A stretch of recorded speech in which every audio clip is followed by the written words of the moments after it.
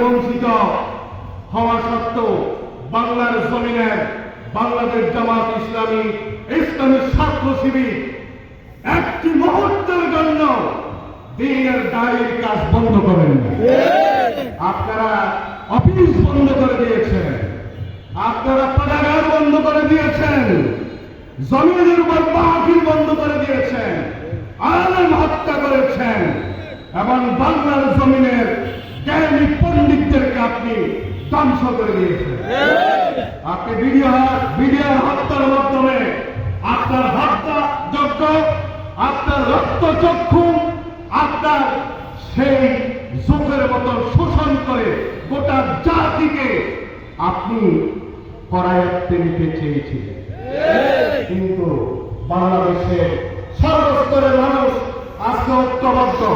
কোন বিদেশি ষড়যন্ত্র, দেশি পালিয়ে যাওয়া নেতৃবৃন্দ যেখান থেকে যত ষড়যন্ত্র করেন, বিশেষ করে বাংলাদেশের জামাত শিবির সব সময় দেশ প্রেম, স্বাধীনতা, সার্বভৌমত্ব রক্ষার কল্পে সদা সর্বদা প্রাণ দিতে প্রস্তুত।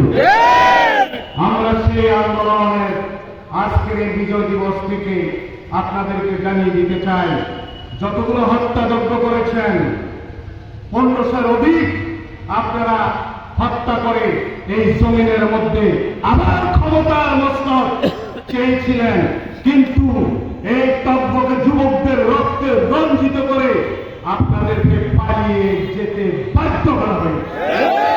আর বাংলাদেশ নিয়ে ছিনিমিনি খেলবেন না, বাংলাদেশের মানুষের অধিকার খর্বের চেষ্টা করবেন না।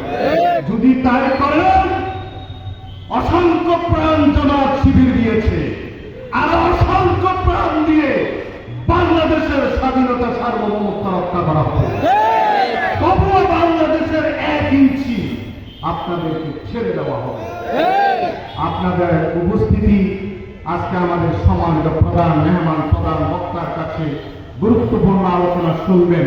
এই সময়টুকু আমরা মেহমানদের কাছে সুপর্দ করে